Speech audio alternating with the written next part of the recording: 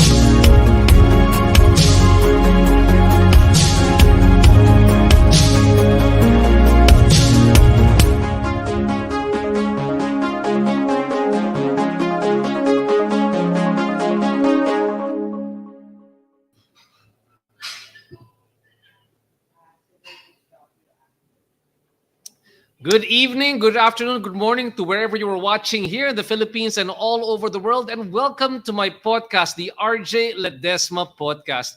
In my podcast, I interview the country's pioneering business personalities and entrepreneurs to learn more about how they think about doing business. What are their success secrets? Can we replicate those success secrets for ourselves? How they innovated their businesses during this pandemic, but more importantly, what business opportunities do they see emerging in this new normal? Now, is there a business personality or entrepreneur that you would like me to interview here on the podcast? Please let me know. I would love to learn from them. Just drop me a message. We are also live right now on Kumu, CBRC TV, Global Pinas TV, and the Bounce Back Network. And tonight, the reason why I really chased after this guest is because there's been so many requests to have him here on the podcast. Tonight, we'll be featuring Tryke Gutierrez, who is the CEO and co-founder of Tier 1 Entertainment, one of Southeast Asia's biggest esports talent platforms. Currently, Tier 1 Entertainment is redefining the gaming and esports industry. It is a venture-backed esports, gaming, and entertainment company that develops and signs top-tier content creators around the globe and is the home of world champions Blacklist International. They were founded back in 2017 by esports veteran Tryke Gutierrez, cosplay and gaming star Alodia Gosengfiao, and serial entrepreneur Brian Lim. And together, they sought to revolutionize the esports landscape here in Asia by focusing on the development of truly talented, top-caliber personalities. Tier 1's mission is to connect brands with unique gaming audience like never before. And Tier 1 has over 1,000 talents across its main brand and amplify its streamer collective brand. Currently, it manages 4 professional esports teams under its Blacklist International Esports label. And on top of that one, they're also developing their own clothing and lifestyle brand with Tier 1 Limited Collection. So these guys are really trying to conquer the world here right now. So can I please introduce World Conqueror here on my show right now? Please welcome Mr. Tryke Gutierrez. Tryke, welcome to the show. Thank you for having me, Sir RJ. Thank you. Tryke, I have to tell you, when I started this show and I decided to make the shout out for people to invite guests on the show, yours was the name that kept on coming out again and again and again. So finally, I'm so thankful to have you here. I got a message from Carlo Delantar from Gobi Partners saying, thanks for having Tier 1. And I got other people saying, thanks, I finally want to hear from Tier 1 here right now tonight. So Tryke, thanks for the time. I know you're a busy guy. So let's start off before everything else. Tier 1, really a lot of strides that you're doing. But what's the biggest news that you guys have for 2022? What's the biggest thing that Tier 1 is doing over here in 2022 that you want to share with all the people listening to the podcast? Well, I think the biggest news for Tier 1 for this year is really, of course, the expansion plans. Basically, because we've been talking about it for the past months, and I think people haven't really fully grasped, like the level of expansion that we want to be able to do in the rest of Asia, right? Because it's one thing to cover Philippine esports, but it's another thing to really get into the other geographies and kind of like replicate your playbook that you created here in the country. So obviously, like that alone is a big challenge, and plus the fact that we also have something prepared for Web 3. So I think Wow. that's also very exciting. I haven't really shared that yet, but generally these are the two things we're really focused on. Give us a little flavor, by the book, high quality flavor of what you're doing for Web3 with Tier 1. There is a technological platform that we're developing. But before that, what we're doing right now is just like what we kind of like created in the Web 2 space. We're creating educational platforms and platforms for KOLs. So, for instance, Amplify was created because there was so much demand for gaming creators that we didn't expect. Because initially, when we created Tier 1 Entertainment, it was just designed to really support 24 people. But what we realized is that it's not just there are so much demand for opportunities in gaming. In fact, there were so much talents that wanted to be supported, right? So because of that, we created the Amplify program, which paved way for more talents to come in into the company.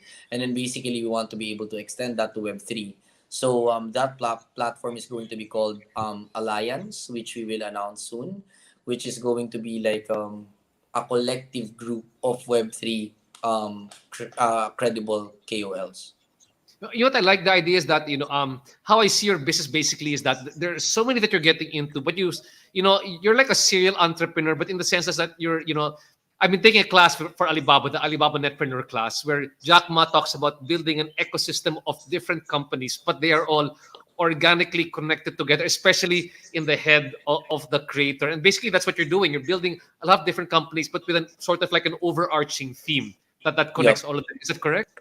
Yeah, I think the overarching theme of what Tier 1 is doing is it creates a value chain to the content creators and the layer of influence that there is when it comes to esports and gaming. So what I mean by that is whether you're a commentator, a cosplayer, all of these personalities, the molds that were technically created just with the freelance world is something that we're trying to institutionalize, right? Like at first, like for me personally, when I started out shoutcasting, I didn't know where to start. I just really kind of like research a lot of things on YouTube, and then from there, I kind of like created a brand of my own. But I know for a fact that an industry won't thrive with just purely freelancers, and thus an institution is needed for them to be able to have the proper guidance and the proper systems so that like they can really fully scale what they do.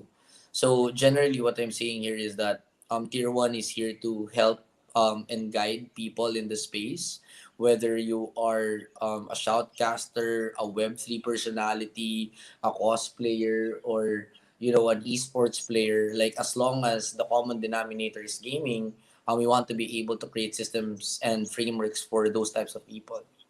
Fantastic. And I have to say this one. It's great. I'm learning so much from you listening right now. And there's sometimes I have to take a break and say, can we step back a bit and explain a bit more if you don't mind, Trike? Because there are people listening to us who are very much involved in esports and gaming, and the people first-time startup entrepreneurs going, "Wow, I really want to understand a bit more about Trike and the business that they're trying to do." And having said that, you said that you're taking your playbook for what you're doing here in the Philippines to the rest to other countries, other geographies. I read that in 2021 you're actually expanding to Japan. So what are the geographies that you guys are planning to get into, and how did you choose these geographies that you guys want to get into for Tier 1? So I guess just to give you a general idea of what Tier 1 Entertainment is, we are in the intersection of media properties, esports, and creator management, right? But all of those things all folds under the gaming industry. So we're fully focused on gaming, but we're doing multiple things. So when I talk about media properties, it means shows, podcast, reality shows. We've co-produced something with ABS-CBN similar to something similar to PBB, we called the Mhm. Gaming House, and we plan to do more reality shows like that. For the media property side, we have 1,000 creators like what you mentioned earlier, and of course we are also the home for Blacklist International, the world champions of both Mobile Legends and CODM. So in a way, we own the Lakers of gaming. We handle the showbiz personalities of gaming, and we also produce the shows for these people. And basically, that's what we do. So all of these came about with an epiphany and the idea of really patterning it to K-pop. The K-pop model that created Big Bang, Blackpink, BTS, the companies behind those groups are our inspiration with Tier One Entertainment.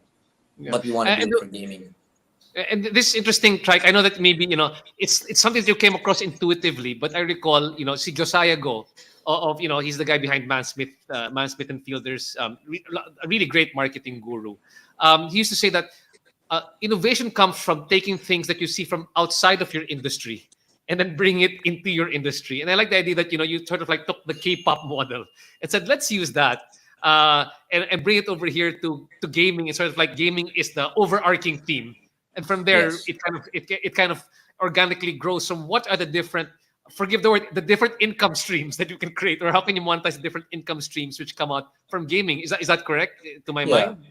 I think the best way to answer that question, or in a way that inquiry, is uh I can share the story of like how I came about it. Oh yeah, yeah. Actually, Because well, if you don't mind, I'm gonna save that story for Mamaya Content because it's a really great story that I want you to tell.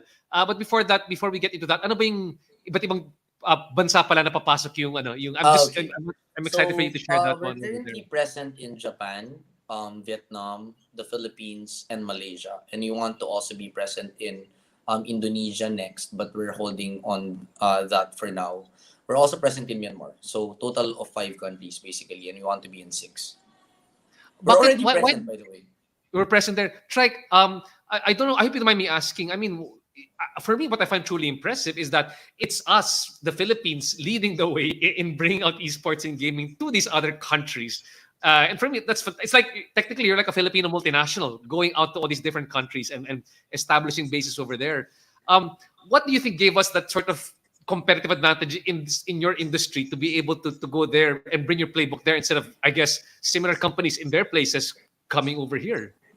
Um, I think for one, it's really the sandbox that is esports. You know what I mean? Like esports has just developed like in the past 5 to 10 years, probably, right? At least from my perspective. And basically, the Philippines was at the forefront of it because of the great amount of gaming talents that we had in Dota. I feel like personally, because the bulk of the top players in the Dota space back then really came from the Philippines, and that Mm. created a whole infrastructure of businesses such as broadcasting companies, your comp shops, all of these revenue streams that initially came about in esports have really created a small economy of people who are capable of managing talents, creating broadcasts, creating content, and all that. And I think we were just ahead of the game that way. And then outside of that, I think it's also the fans, right? Like we have so much esports fans in the Philippines that I remember like one of my foreign partners, PGL from Europe, told me that if we can only ship the fans of the Philippines to any other country, then we would have probably done the event there, because logistically it's easier to mount an event elsewhere. But it's just the fans here are just different from anywhere in the world.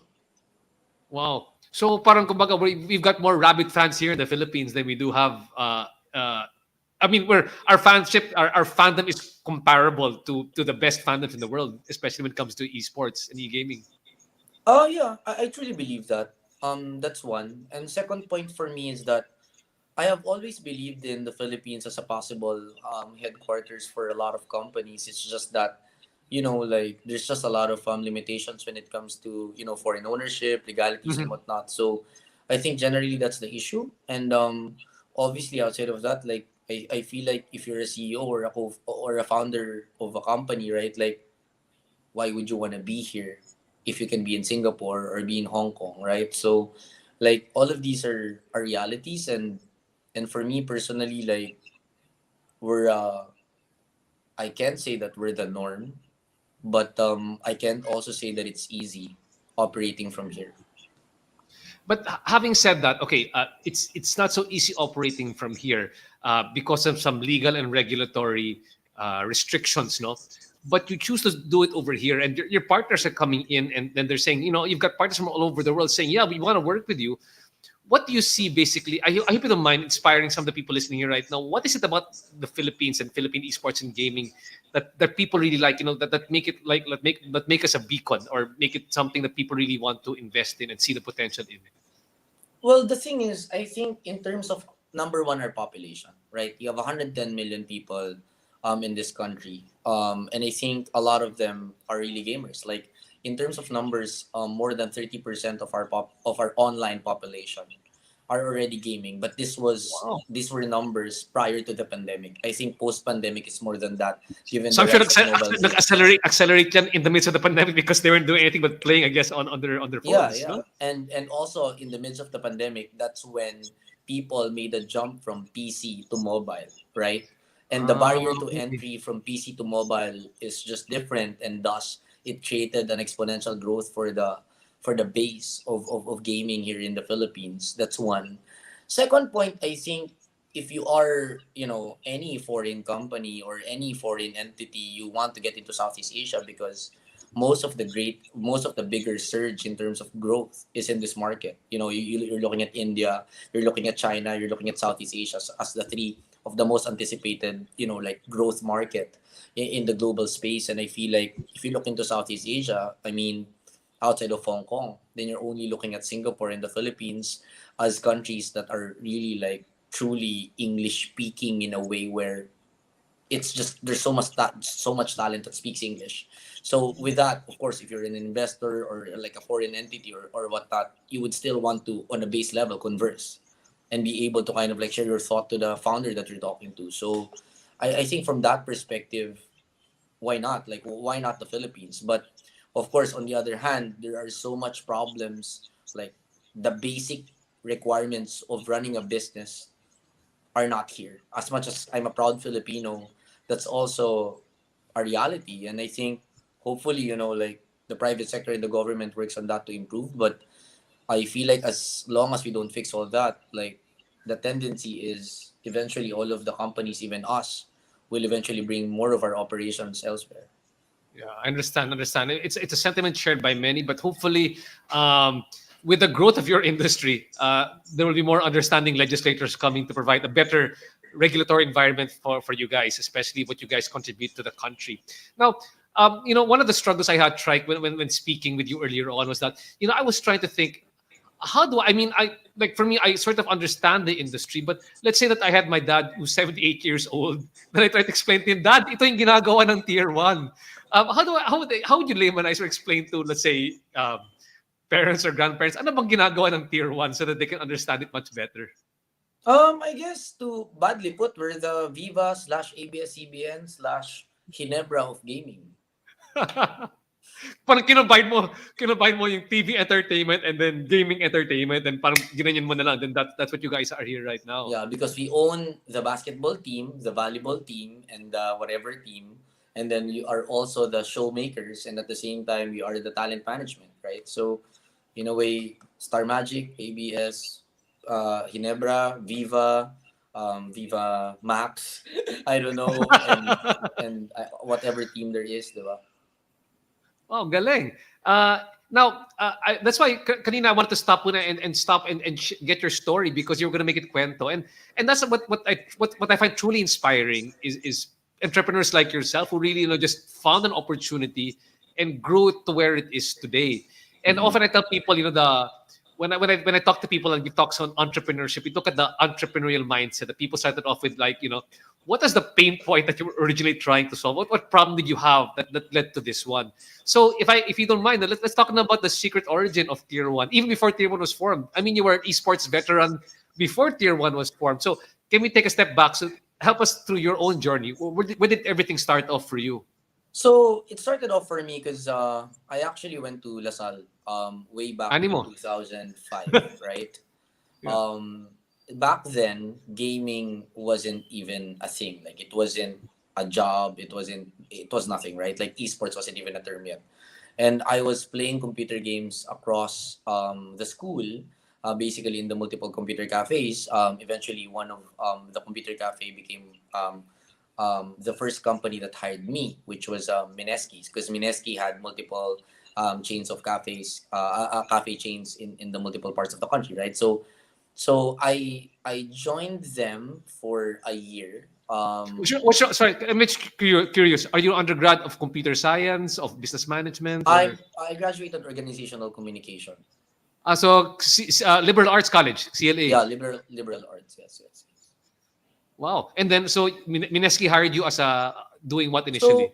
Mineski hired me initially as a graphic designer. I actually had an option back then to work for a Japanese company because I speak the language, with a 6-digit salary per month. But I opted to follow esports because it was just like my passion. And back then I never thought that I would be joining a computer cafe company, but I did, to follow esports. Then eventually the reality was, like I didn't imagine myself putting up multiple cafes at the same time to be able to like support the esports ecosystem, because I felt like with the knowledge that I had with organizational communication, I was coming from a point of advertising. You know what I mean? Like Mhm. I was looking into the global esports space, and I'm like, hey, all of these ecosystems exist without computer cafes. So I wanted to create a model that wasn't reliant on computer cafes, because I saw Korea and the whole PC bang, like surge. But eventually, like their esports ecosystem wasn't really relying on that, rather than a healthy, like advertising system. So advertising industry basically for esports. So from there, I started out. I came out of Nuneski. I resigned and joined MSI to figure out what do the brands think, like how do they think, like how do they support all of these endeavors and activations, to just for me to have an understanding of like what is required for Try, any product to be supported. this is interesting because it's sort of like you had sort of like a longer term vision and you created your own career path. Para sabi mo Yes. na, okay, I learned something from Mineski and I want to take this one and I want to get here, but I got to learn multiple things along the way. What is that key takeaway from Mineski and what did you want to achieve? What did you want to um ultimately achieve from there? I think what Mineski really taught me is the passion, the direction, and the hope that esports can really progress. The business model I personally admired, but it wasn't me. You know what I mean? Like I wanted to create a different ecosystem for esports outside of computer cafes, just because Mhm. like I wasn't really passionate with creating cafes altogether, like 100 plus, taking care of all of these franchise people. Like that wasn't me.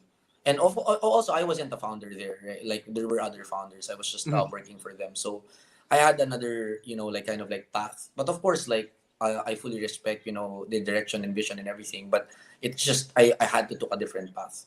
I had to take a Okay. different path. So my perspective was, I was looking into the global esports ecosystem back then, and most of them really um, created because of advertising, whether it's events, whether it's digital products or whatever. Not like it was really sponsorships, right? So of course, the first step that I had to take was I had to study how sponsorships worked. So I went in to join MSI Philippines for a year, handling the gaming laptop brand. And basically from there, I understood what were the metrics, what were the KPIs that were needed by these brands. And then eventually I reverse engineered it after that. So I just stayed for a year there, and then joined one of the events that we actually sponsored. So that was Esports Festival in Cebu. So Brian Lim, who is my co-founder now in Tier 1, I met back then, who is a great mentor of mine, to be honest, and he really helped me grow as a person and as a leader. And basically, like for me, he showed me the way of creating products that are capable of being sponsored, right? So from there, that's when my advertising journey in esports kind of like started. So from 2012 to 2016, I was handling my own PNL. I was running Wow. multiple events. I was trying to figure out how to find opportunities.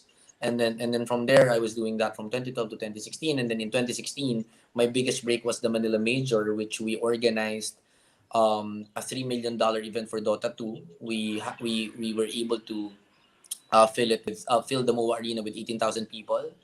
Wow. We had four languages in terms of broadcast and everything, and right after that, I quit because yeah, like for me, like events weren't really my thing. That's something that I realized also, that the problem with events is that you go into event to an event happy, excited, everything is perfect. But right after that, despite all of the sweat, blood, and tears, there will always be a negative feedback, because nothing can be perfect. Like, no event can be perfect. So, Mhm. in a way, that was taxing to me. So, I left it in 2016, and then eventually I thought of a new idea, which was Tier 1 Entertainment. Wow. I want to step. I want to take a look at your experience for that's about 5 or 6 years of your life. No, that you took from there. The first thing is you learned so much. I guess business sense. You picked up a lot of that one and how to monetize. I guess for sponsorship. What were the key takeaways from that experience that you got from that length of time that you were there? Build a great product. I think that's the number one thing. And I think the definition of a great product is, one, it has a good image. There has to be, like, it needs to be able to represent great things that brands would want to affiliate themselves with, whether it's good values, whether it's authenticity, whether it's legitimacy, whether it's a certain community that you represent, or an advocacy. You need to be able to have that product that is exciting enough for your consumers, so that the brands will come in, because you have a community that's literally, like, like, following that product. I think that's the first thing. The second is build a great team. I think that's very important, right? Like, in the whole journey that I had from 2012 to 2016, like, every person that leaves is a great loss and is a great setback, especially if you're a startup, right? Actually, we Mhm, weren't yeah. a startup. We were like a starting company, as I can say, because we were most of it was bootstrap, right? So like, you always have limited resources, you have limited people, and the question is, how do you keep people? How do you run things with limited resources? How do you do it?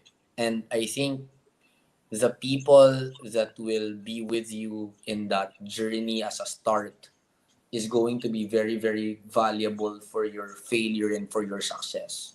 So I think it's very important to find good teammates. Number two.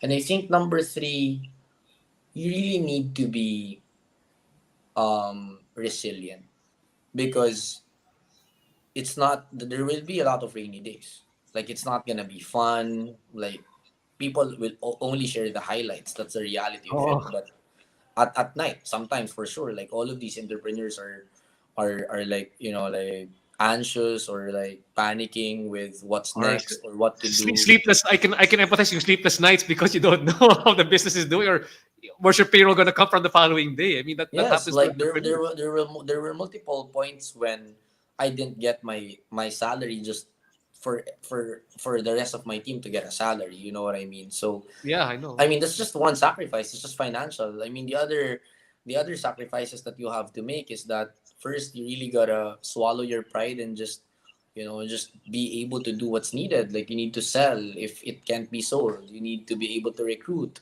when people don't believe in you. You need to be able to push when people think that you're gonna fail. So I think all of these, to be honest, like, it sounds inspiring that I got here, but I'm not sure if I want it for other people.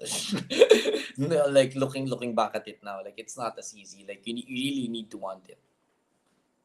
Yeah, and I mean, as you're telling me this story, but I can feel it from my own entrepreneurial experience. I mean, people only talk about the highs, but people never talk about. I mean, it can be a mental health issue for some of the Yes, entrepreneurs, right? for sure. Because nobody realizes the kind of the downsides that you go through. Before we talk about the downside, I want to ask you, lang, what really resonated with me was your discussion of coming up with a really good product that people will want to affiliate with. Can you give me an example during that period of time? What product did you create that you're really proud of, that people affiliated themselves with, or that Actually, brands really came up for? we only had two great products during that time, in my opinion. One was we did esports festival in Cebu, which was really unique because there wasn't any gaming festivals in the south, right? So every year we that was kind of like the pinnacle to the people of Cebu. Mhm. And because of that, like that became a destination for a lot of brands to really cover the market of gaming in Cebu. And Cebu is as hot as Manila, basically. So Mm-mm. that was kind of like one. The second was Esports Inquirer, because we were the first media publication that merged esports and a traditional media brand together. So Esports Inquirer was the first of its kind, which covered multiple esports news, and basically we had PTL and an online media that actually resonated to Gen Zs and millennials. So now as I hear you speak, Trek, what I'm truly amazed by is the fact that it's the same thing, finding underserved opportunities, di ba? Finding pain points which people didn't see, like Cebu, really a gold mine, but nobody really looking in that direction. But you were able to create it and create a demand for it at the same time, and find sponsors to come in. And for me, I find that particularly fascinating. But what I find even more fascinating about you, Trike, is that you left. And for me, I find that quite a ballsy move on your part to have. I mean, if you think about it, Trike, you were established. People knew who you were. I mean, you could have asked for more from the company that you were working for, but you chose to leave.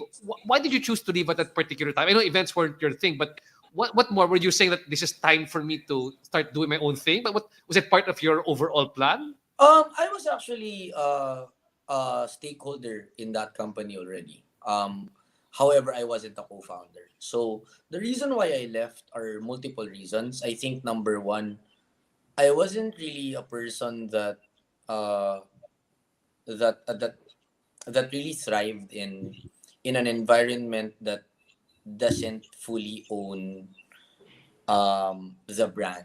You know what I Okay. mean? Because at the end Yes. of the day, that company called Philippine Esports Organization, its main vision was to bring esports to the traditional sporting events, such as the Olympics and the other things. And one media arm that we had was Esports Inquirer. But at a point, like, I wanted to have something of mine. I wanted to have control over, the branding and the entity that I was kind of like bringing to the market in a way. That's one. Second is, I don't like events. Like, running events isn't my thing, just because I'm not as organized. One. Second, like, it doesn't appeal to my risk appetite, right? Like, you have what, 1 year of preparations for like a 2 to 3 day event, and then Mhm. everything goes in, and then everything goes out, and then that's it.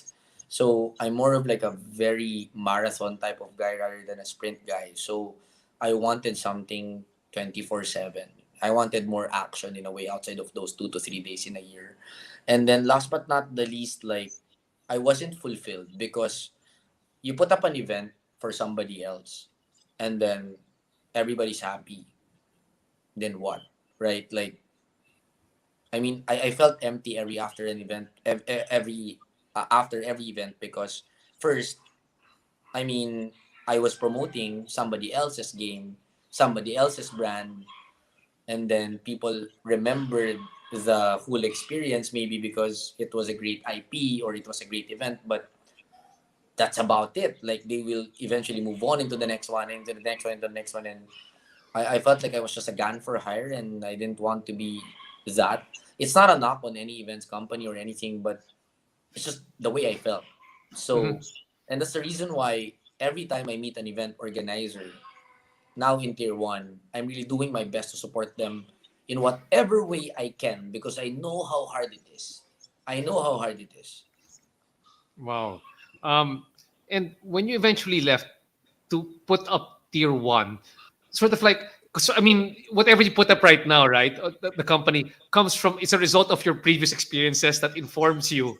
Then you look forward and you kind of say, okay, now that these are my previous experiences, I'm now seeing a new pain point that I can solve based on what happened to me in the past. So having said that, when you finally said, okay, I left events, I want to put up my own thing. What did you see in that horizon at that time? What were you trying to solve at this time, and that Um, eventually became what tier one I was? think I think generally, just to share my general thinking is that all I wanted was really for the esports industry to become big, for it to get to the mainstream. Whatever it takes, I will do it because I was a frustrated pro player that only joined tournaments once a year because there were only once a year tournaments during my time. And I never wanted any future generation of gamers to only have that opportunity. And thus, I did everything I can in multiple sectors of the esports ecosystem, knocking in each of the doors to open up those opportunities, right? And initially I thought it was in Mineski. Eventually I studied how MSI, kind of like thought in terms of supporting. Peso was a great platform for me to like learn and at the same time create opportunities as well. But I wanted to be in a place where I can have the most impact in terms of creating opportunities. And and my dream outside of becoming a pro player, and then eventually I became a shoutcaster. Like that's also one angle, but it's not related to this entrepreneurial conversation. But the best angle that I thought of was talent management. It wasn't just my idea; it was me and Elodia's idea because when I quit, I talked to her because she's one of my closest friends, and she told me like, what if you manage me? And I'm like, I didn't do all that. I didn't study in La Salle, or I don't know what I know just to, like, just to manage you. Like, I don't want, that's too small for me. And then eventually we're like, what if you put up a talent management? What if you put up like a Viva? And then I'm like, what if you put up like a K-pop company in gaming? Because I was really passionate about K-pop and I was passionate about talent management. And that's when, it hit us like there's actually something there. So yeah, that's when Tier One was born with that idea. Wow. So when you came together with Roger, so technically put gaming, K-pop, talent management. Those are the kind of things that you put all together over there. With K-pop being sort of like the model that you would use to Yes. move this forward. What is the first thing that you guys had to do? Because I'm thinking to my mind, diba? You and Alodia were great because you had your capital is both Laway capital. I mean, you knew people, you knew the industry. But did you also bootstrap to start running the company? Tell us a bit more of how, Yeah, once yeah. you I put the idea mean, together, how did you yes, go we next? did What did you do next? initially. Yes, we did initially. Before, we got, so the earnings that we got, because we worked together in events as well, in that old company. So the earnings that we got basically from that, this new company in terms of like ideation and everything. And then after doing all that, we found a VC investor that believed in the concept. And that's when it actually hit me. You know what?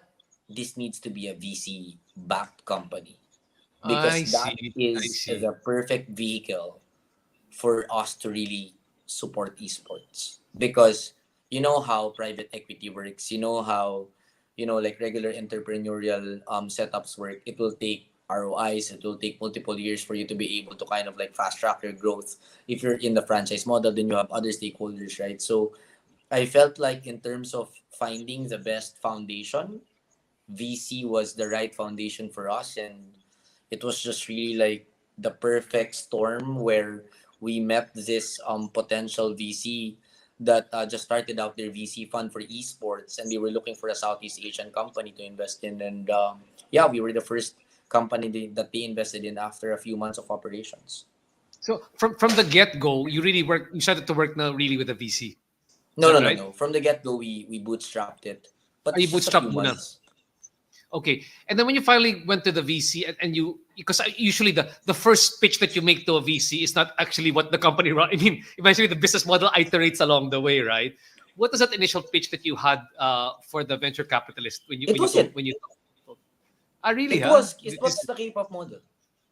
The K-pop models, what you told him that what Yeah, you would do. I had a so before I went to that VC meeting with Brian Lim, my co-founder, I watched multiple Shark Tank episodes.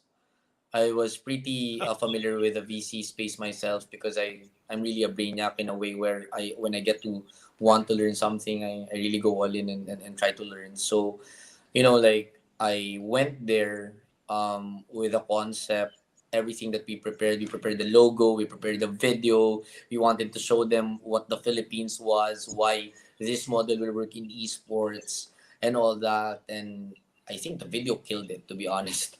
The video is what killed it. My background and my experience and Alodia's, like following and everything, and Brian's, like experience in entrepreneurship. I think all those three coming together with the right concept and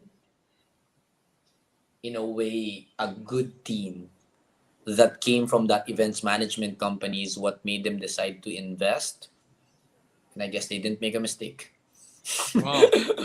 Well, great job, Trike. And then when that happened, though, what was, say, the first major milestone, the first major product line that came out from after you guys got together with Tier One, you got the VC, and what's the first major product that came out of you guys the first major, I guess, income stream that you developed for Tier The One? first major income stream was basically Elodie Goshengfiao. She was the talent and I was the sales. In a way, like I was really selling her to multiple brands because during that time she was in her prime. I mean, she never lost her prime, and up until today, she like a lot of brands are still getting her. But basically, like she was the primary reason why people wanted to work with Tier One because we had the Lodia. And then around her were multiple other talents such as Bianca Yao, TNC Pro Team. We had Kuya Nick back then, and all of the other talents that eventually also became very popular people. And then those individuals were what attracted the brands to come into us. And I think the value proposition that we had was we had a full creative team that will take care of the executions. So if all of the other influencers are doing the executions organically and only by themselves, for us we're a full prod team providing creative executions for the best individuals in esports and gaming. And of course your agencies and your brands would want to rather work with a full team than just individuals, right? So we started like we like creating a dent in the market and eventually like getting more brands, getting their trust and all that. And like yeah, I mean, we just became big. I mean, Mountain Dew was probably the first break. Eventually, we got Taskas. Eventually, we got Facebook Gaming, which is still our biggest client to date. And yeah, I mean, things have been doing very well. Trey, can I just ask you because sometimes when I talk to other entrepreneurs, they often tell me, sometimes they can't when they look back at their experience, they can't believe how big they've grown. So it's a surprise to them. What is that one point for you when you were building Tier One, where you finally said, "Parang oh my God, we made it," or "I can't believe it's gone this big." What was that one sort of personal realization for you? Wow, I can't believe we did this. Um, to be honest, I never really thought about it because I feel like we're still small. Hmm. Like I really want to be the biggest global gaming brand when it comes to entertainment in esports and gaming, right? And I think we're very far off from that, so I don't think of us as big. But I think that moment for me was just a few weeks ago when we got an office in BGC. Like I felt like that was the moment, right? Like you go into BGC and look at that view and think that hey, we actually are okay. Yeah, I've seen the pictures. I'm enjoying the view vicariously through you Mm. as you share all the pictures for that one. And this is the amazing thing. So, kumbaga, the first one really was technically talent management. Really, that's what Tier One did initially. Talent management within the field of gaming, and then there are different types of talents to manage within that gaming industry.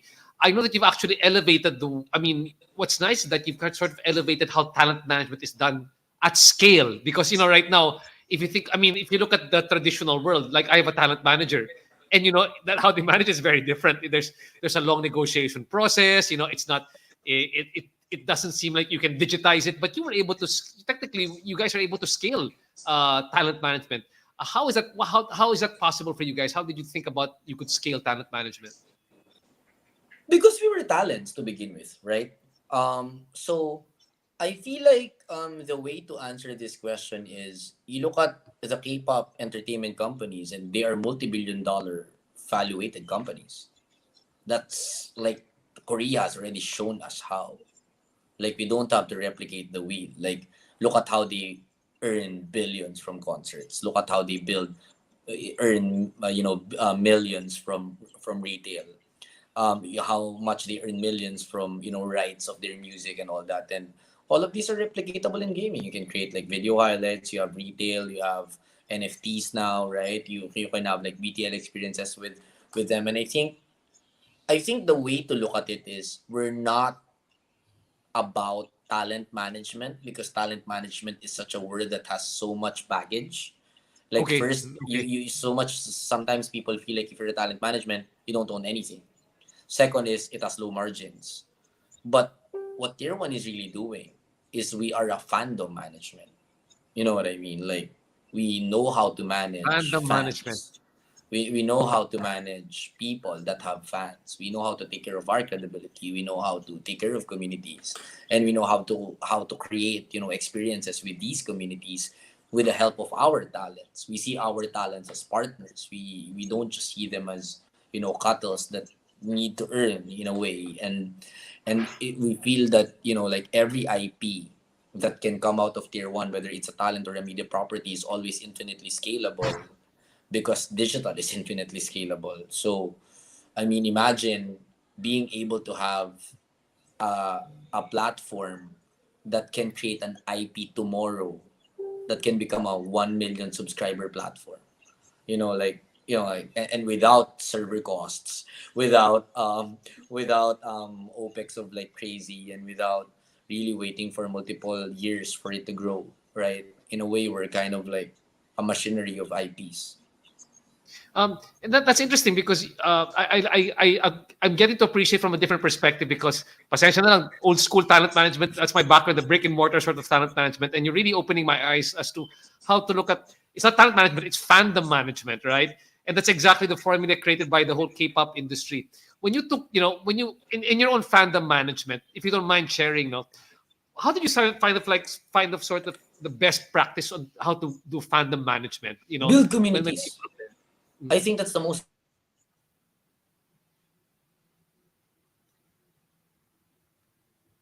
you lost your voice there, Yeah, yeah. Tryke. Sorry. There you go. I think you need to build communities. You need to focus on that. Fortunately for gaming, communities are natural. Like for instance, Okay. if you're in Dota 2, then you have a community there. If you're in Valorant, then there's a natural community there. In every game there is a natural community.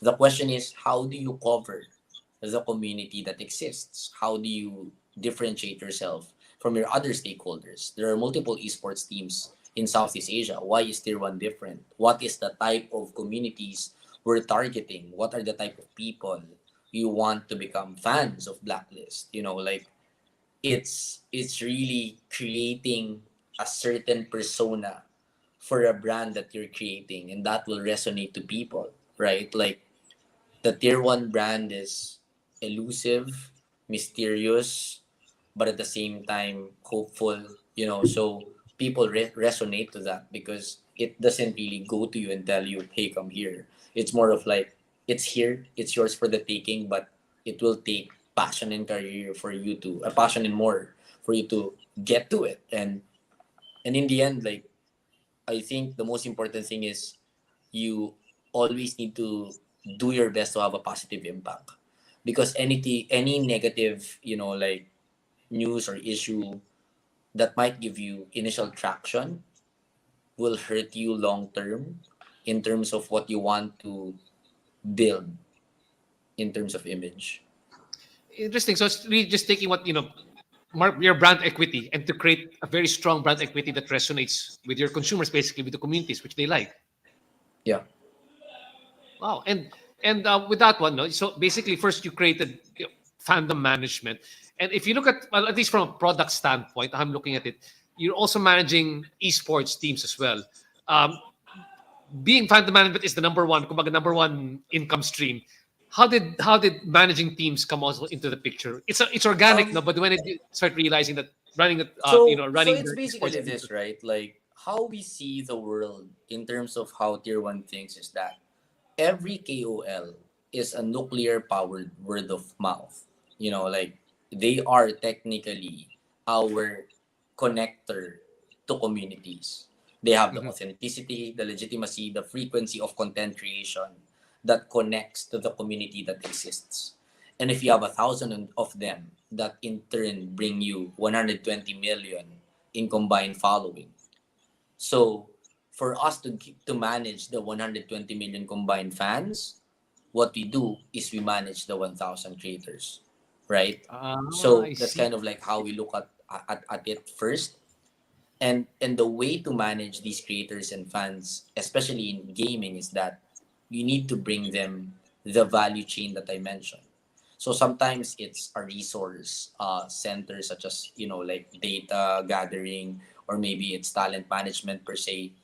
But the reason why we jumped into creating esports teams is because we needed to give them as a value authenticity and impact.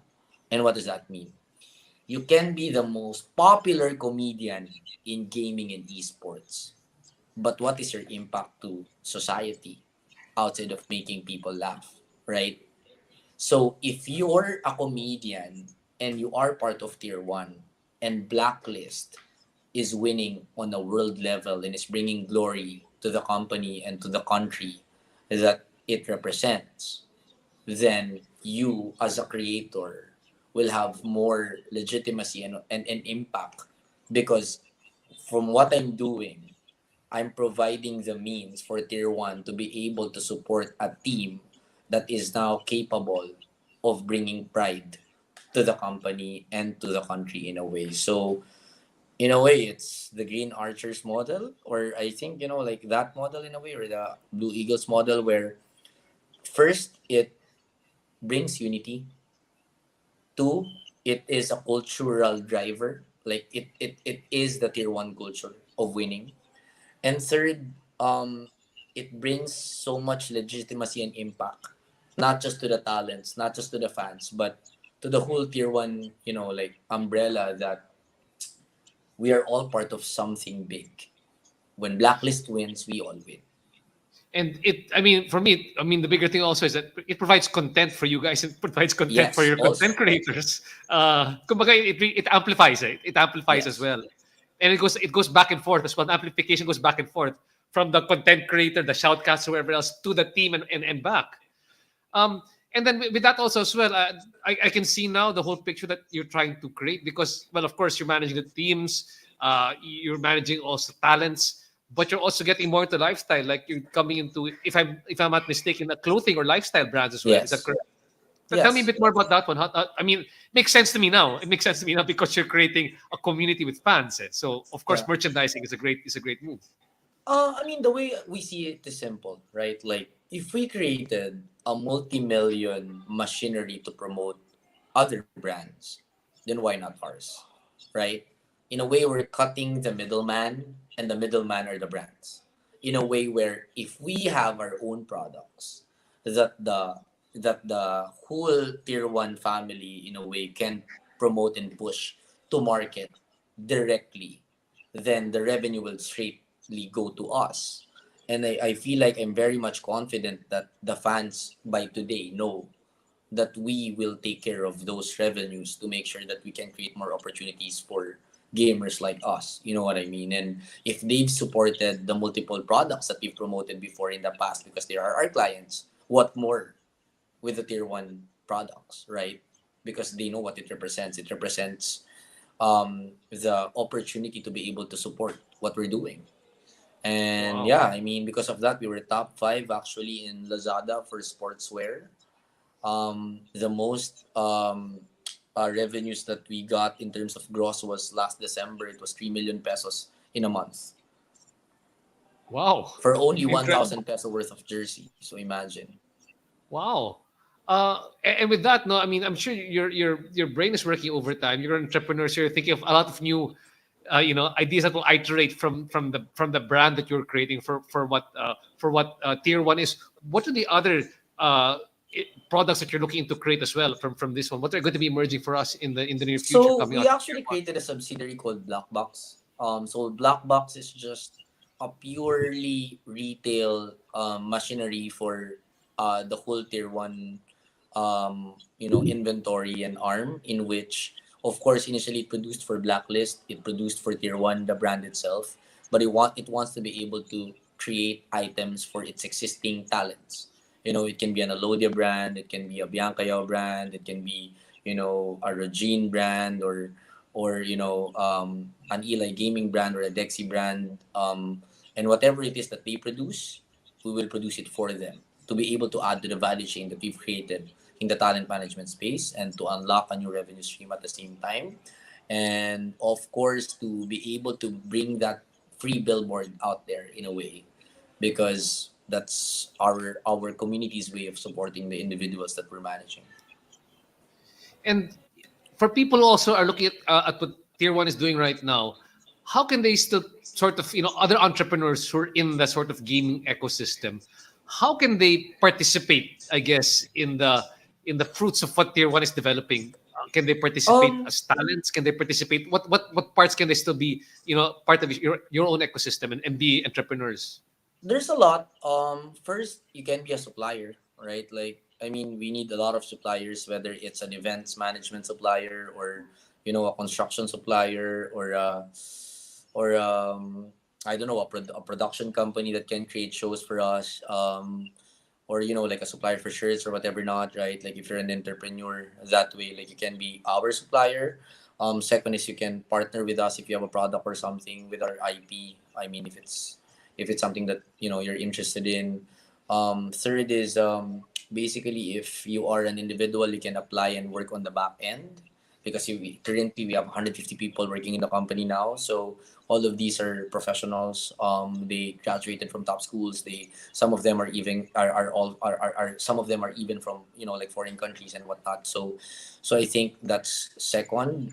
Third is, if you want to be a talent, like, yeah, that's also an opportunity. Fourth is, esports player. If you want to be an esports player, if you want to be a caster, like, all of these opportunities are available in tier one. Of course, it will, like, the number of slots will depend on the growth of the company. So hopefully you support us more so that we can bring in more jobs to the esports ecosystem. And having said that, let's say that people want to become talents. I mean, syempre they have to have, there's a certain barrier to entry. What are you expecting of your talents, and what are you expecting in terms of our e-gamers? Just what is that? What must they have to be able to qualify to become part of the? So we've created a framework that's very linear. You can start off with Amplify Academy. After you go through Amplify Academy, then you get to become an Amplify creator. After going through Amplify, you then become a prodigy, and that's the only time you can become a tier one talent after that. So in a way, that's your grade school, high school, college, graduate. But if you're already a really, really popular person that wants to get into gaming and has no idea in gaming, like a basketball player or a showbiz personality or a musician, then sometimes you take a shortcut and get into the prodigy program, straight up. But yeah, I mean, we've already created that value chain so that the people can actually go in, because the future that we want is something similar to K-pop, like what I mentioned, that they can come in, they can train, try out, debut, see what happens. Wow.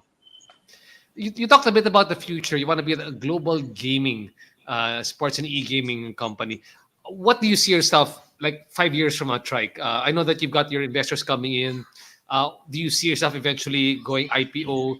Do you see yourself eventually, uh, going into newer territories? What do you see yourselves 5 years from now We've for Tier One? already went into multiple series of funding, but not so much. But of course, the end goal is an IPO, obviously. Hopefully in Nasdaq, or like wherever else. I don't know. I'm not looking at an exit right now. I am just looking at scaling the company, and I think the key of our scalability is to really be able to break the code, and that's our company's that's Blacklist's catchphrase. We need to break the code of bringing the tier one playbook into the rest of the geographies that we want to be in. One, and I think second is, if we can really create a formidable Web3 play. Because if you are a strong Web2 esports media property, and a creator management company, then maybe you are a 10x. But combine that with Web3, then you're a 1 million X. Wow. Imagine all the IPs that come out with a combination of Web3, NFTs, and other things, right? Like Web3 needs marketing, and we are the most attention grabbing machinery that was created in gaming here in Asia. So if attention is the currency, then yeah, I mean we should be good.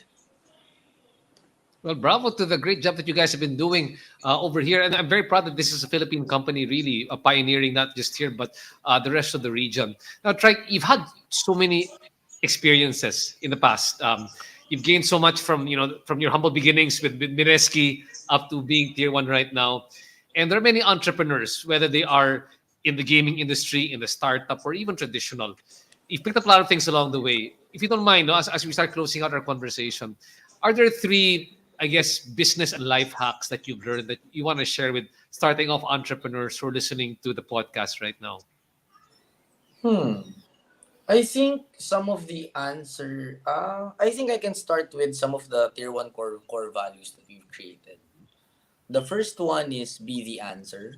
And what I mean by that is you need to be able to have the solutions to your own problems, right? Because sometimes the solutions won't come to you. Sometimes the solution has to be from you.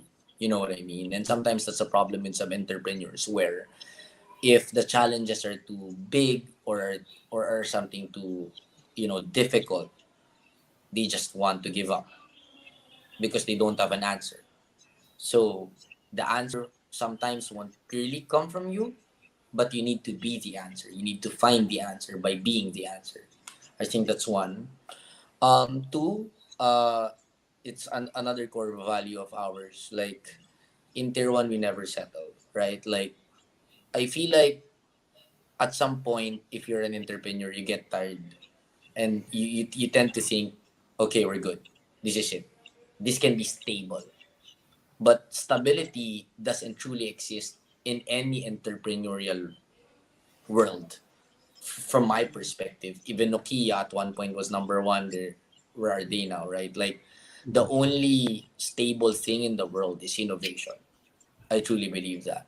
And you need to be able to be the driver of innovation in your industry because if you're not doing that, somebody else will. And then that will disrupt you. And then you'll end up saying, that should have been me. You know what I mean? So if you're not putting the work every day and finding, ways to be to give room for innovation, then you're settling. So never settling doesn't mean you don't need to marry or you don't need to stop. It's just making sure that you're creating the best environment to innovate. I think that's number two. And then number three, discipline, integrity, um, long term vision is really what you need in the end because, like sometimes the problem with a lot of people is that they mostly think big, but their discipline is small.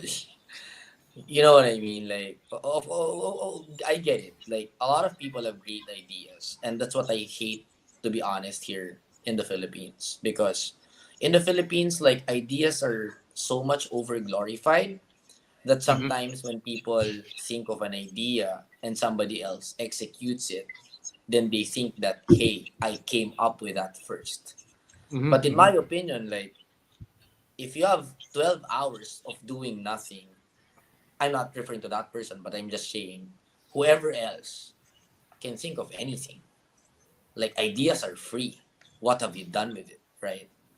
And I think the most important thing is you need to be able to have the discipline and the capability to execute because ideas mean nothing. It means shit. You know what I mean? So I'm Exactly, not exactly. I'm not Mhm. fascinated with people who think great because thinking is nothing.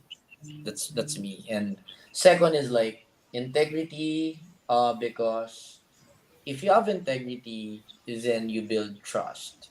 And if you build trust, then you build loyalty. And if you build loyalty, you create continuity, and continuity is sustainability. So if you really want growth, you need all that, and it's all starts with integrity. Last but not the least, it's vision setting, I guess, right? Like Mhm. you need to be able to have a big vision, because if you don't have a big vision, then the people around you will not dream big also, or worse, they will have bigger dreams than you, right? So I feel like if you're an entrepreneur, as much as it sounds crazy, it doesn't have to be next year. It doesn't have to be 2 years from now, but your dream needs to be the biggest in the room.